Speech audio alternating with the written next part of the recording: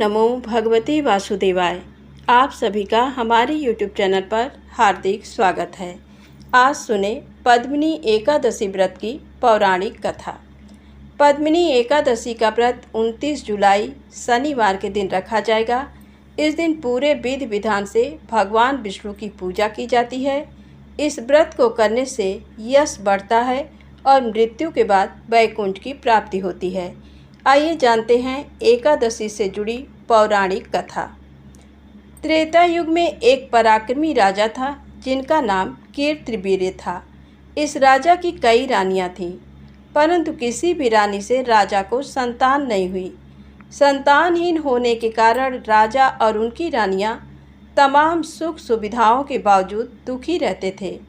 संतान प्राप्ति की कामना से राजा अपनी रानियों के साथ तपस्या करने के लिए निकल पड़े। वर्षों तक तपस्या करने के बाद भी राजा की तपस्या सफल नहीं हुई। रानी ने तब देवी अनसुईया से उपाय पूछा। देवी ने उन्हें मलमास में एकादशी का व्रत करने के लिए कहा। अनसुईया ने रानी को इस व्रत का विधान भी बताया। रानी ने अनसुईया के बताए विधान के अनुसार पद्मिनी एकादशी का व्रत रखा। व्रत की समाप्ति पर भगवान प्रकट हुए और वरदान मांगने के लिए कहा। रानी ने भगवान से कहा, प्रभु आप मुझ पर प्रसन्न हैं तो मुझे नहीं बल्कि मेरे पति को वरदान दीजिए। भगवान ने तब राजा से वरदान मांगने के लिए कहा। राजा ने भगवान से प्रार्थना की कि आप मुझे ऐसा पुत्र प्रदान करें जो सर्वगुण संपन्न हो, जो तीनों लोकों में आदरणीय हो। मेरा पुत्र आपके अतिरिक्त किसी से पराजित न हो। भगवान तथास्तु कहकर चले गए। कुछ दिनों के बाद रानी ने एक पुत्र को जन्म दिया जो कार्तवीर्य अर्जुन के नाम से जाना गया। ये बालक आगे चलकर अत्यंत पराक्रमी राजा हुआ। पौराणिक मान्यताओं के अनुसार सर्वप्रथम भगवान श्री कृष्ण ने अर्जुन को पुरुषोत्तमी एकादशी के व्रत की कथा सुनाई थी और इसके महत्व से उन्हें अवगत करवाया था। तो प्रेम से बोले विष्णु भगवान की जय हो। आइए सुनते हैं राजा रुक्मांगद के एकादशी व्रत की निष्ठा। राजा रुक्मांगद ऋतध्वज के पुत्र थे। ये इक्ष्वाकु वंश में बड़े ही प्रतापी और धर्मात्मा राजा हुए। इनकी संध्यावली नाम की पत्नी थी। उनके गर्भ से राजकुमार धर्मांगद का जन्म हुआ। कुमार धर्मांगद पिता के समान ही धर्मात्मा और पितृभक्त थे।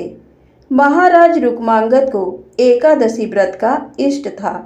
उन्होंने अपने समस्त राज्य में घोषणा करा दी थी कि जो एकादशी का व्रत नहीं करेगा उसे राज्य की ओर से दंड दिया जाएगा। अतः उनके राज्य में छोटे छोटे बच्चों, अति वृद्धों और गर्भिणी स्त्रियों को छोड़कर सभी एकादशी व्रत करते थे।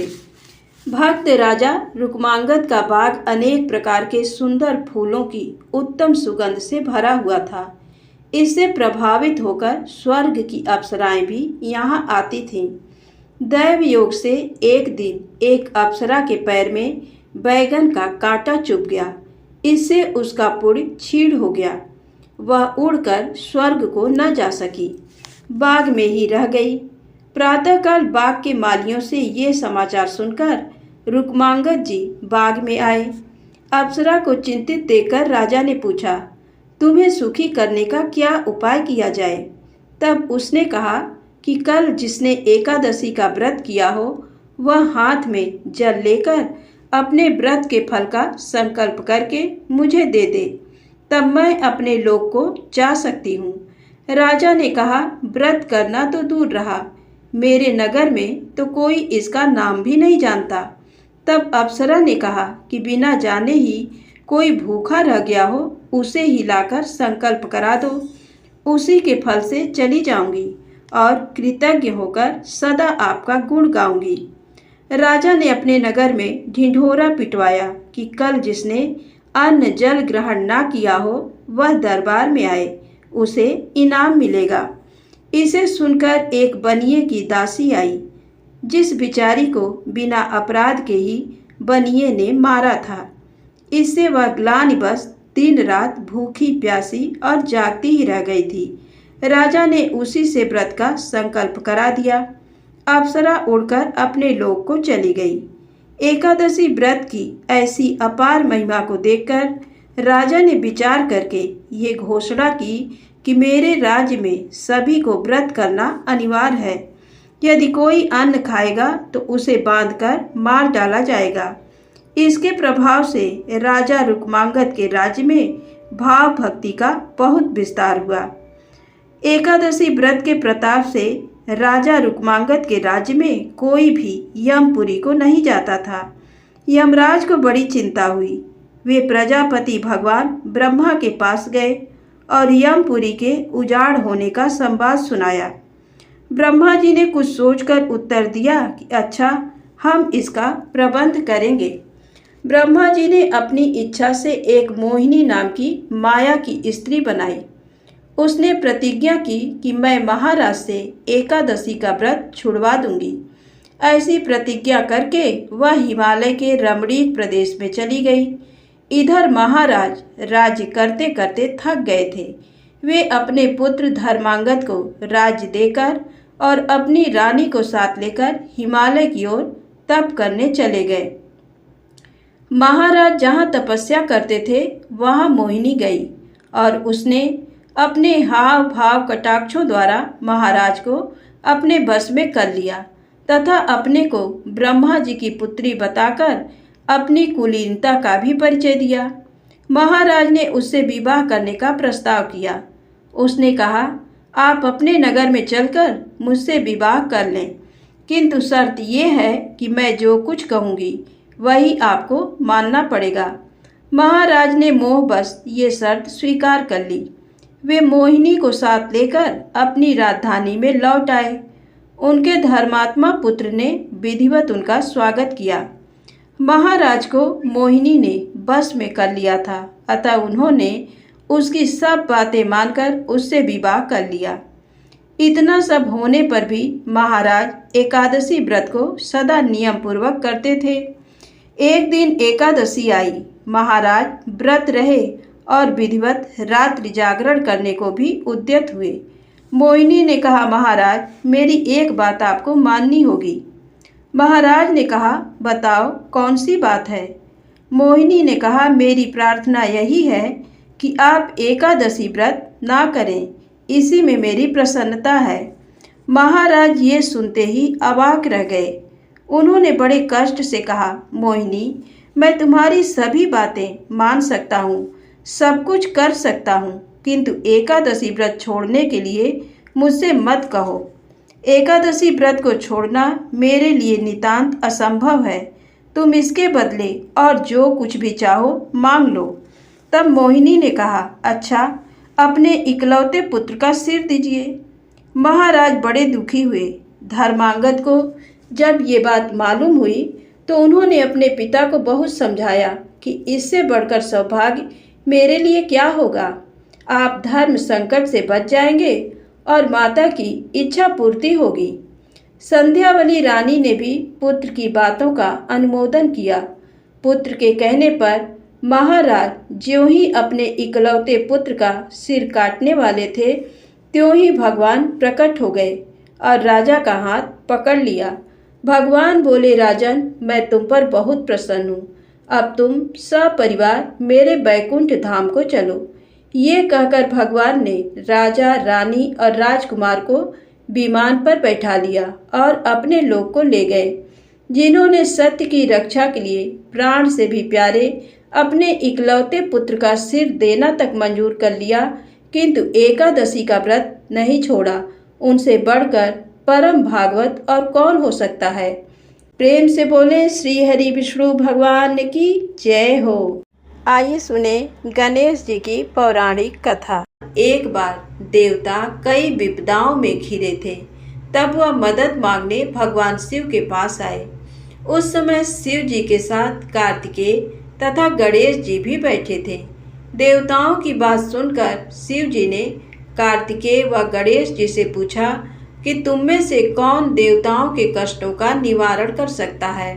तब कार्तिकेय व गणेश जी दोनों ने ही स्वयं को इस कार्य के लिए सक्षम बताया। इस पर भगवान शिव ने दोनों की परीक्षा लेते हुए कहा कि तुम दोनों में से जो सबसे पहले पृथ्वी की परिक्रमा करके आएगा वही देवताओं की मदद करने जाएगा। भगवान शिव के मुख से ये वचन सुनते ही कार्तिकेय अपने वाहन मोर पर बैठकर पृथ्वी की परिक्रमा के लिए निकल गए, परंतु गणेश जी सोच में पड़ गए कि वह चूहे के ऊपर चढ़कर सारी पृथ्वी की परिक्रमा करेंगे तो इस कार्य में उन्हें बहुत समय लग जाएगा। तभी उन्हें एक उपाय सूझा। गणेश अपने स्थान से उठे और अपने माता पिता की 7 बार परिक्रमा करके वापस बैठ गए। परिक्रमा करके लौटने पर कार्तिकेय स्वयं को विजेता बताने लगे। तब शिव जी ने श्री गणेश से पृथ्वी की परिक्रमा ना करने का कारण पूछा। तब गणेश जी ने कहा, माता पिता के चरणों में ही समस्त लोक है। ये सुनकर भगवान शिव ने गणेश जी को देवताओं के संकट दूर करने की आज्ञा दी। इस प्रकार भगवान शिव ने गणेश जी को आशीर्वाद दिया, जो तुम्हारा पूजन करेगा ये तीनों ताप यानी दैहिक ताप, दैविक ताप तथा भौतिक ताप दूर होंगे। प्रेम से बोलें गणेश जी महाराज की जय हो। आगे सुने लपसी और तपसी की कहानी। एक लपसी था, एक तपसी था। तपसी हमेशा भगवान की तपस्या में लीन रहता था। लपसी रोजाना 1.25 सेर की लपसी बनाकर भगवान का भोग लगाकर जीम लेता था। एक दिन दोनों लड़ने लगे। तपसी बोला, मैं रोज भगवान की तपस्या करता हूँ, इसलिए मैं बड़ा हूँ। लपसी बोला, मैं रोज भगवान को 1.25 सेर लपसी का भोग लगाता हूँ, इसलिए मैं बड़ा हूँ। नारद जी वहाँ से गुजर रहे थे। दोनों को लड़ता देखकर उनसे पूछा कि तुम क्यों लड़ रहे हो। तपसी ने खुद के बड़ा होने का कारण बताया और लपसी ने अपना कारण बताया। नारद जी बोले, तुम्हारा फैसला मैं कर दूंगा। दूसरे दिन लपसी और तपसी नहाकर अपनी रोज की भक्ति करने आए तो नारद जी ने छुपकर 1.25 करोड़ की एक एक अंगूठी उन दोनों के आगे रख दी। तपसी की नज़र जब अंगूठी पर पड़ी तो उसने चुपचाप अंगूठी उठाकर अपने नीचे दबा ली। लपसी की नज़र अंगूठी पर पड़ी लेकिन उसने ध्यान नहीं दिया। भगवान को भोग लगाकर लपसी खाने लगा। नारद जी सामने आए तो दोनों ने पूछा कि कौन बड़ा। तो नारद जी ने तपसी से खड़ा होने को कहा। वो खड़ा हुआ तो उसके नीचे दबी अंगूठी दिखाई पड़ी। नारद जी ने तपसी से कहा, तपस्या करने के बाद भी तुम्हारी चोरी करने की आदत नहीं गई, इसलिए लपसी बड़ा है और तुम्हें तुम्हारी तपस्या का कोई फल भी नहीं मिलेगा। तपसी शर्मिंदा होकर माफ़ी मांगने लगा। उसने नारद जी से पूछा, मेरी तपस्या का फल कैसे मिलेगा। नारद जी ने कहा, यदि कोई गाय और कुत्ते की रोटी नहीं बनाएगा तो फल तुझे मिलेगा। यदि कोई ब्राह्मण को भोजन करवाकर दक्षिणा नहीं देगा तो फल तुझे मिलेगा। यदि कोई साड़ी के साथ ब्लाउज नहीं देखा तो फल तुझे मिलेगा। यदि कोई दिए से दिया जलाएगा तो फल तुझे मिलेगा। यदि कोई सारी कहानी सुने लेकिन तुम्हारी कहानी नहीं सुने तो फल तुझे मिलेगा। उसी दिन से हर व्रत कथा कहानी के साथ लपसी तपसी की कहानी भी सुनी और कही जाती है। प्रेम से बोलें विष्णु भगवान की जय हो। दोस्तों, यदि आपको कथा अच्छी लगी हो तो प्लीज़ लाइक अवश्य करें, चैनल को सब्सक्राइब करें। जय माता दी, जय भोलेनाथ।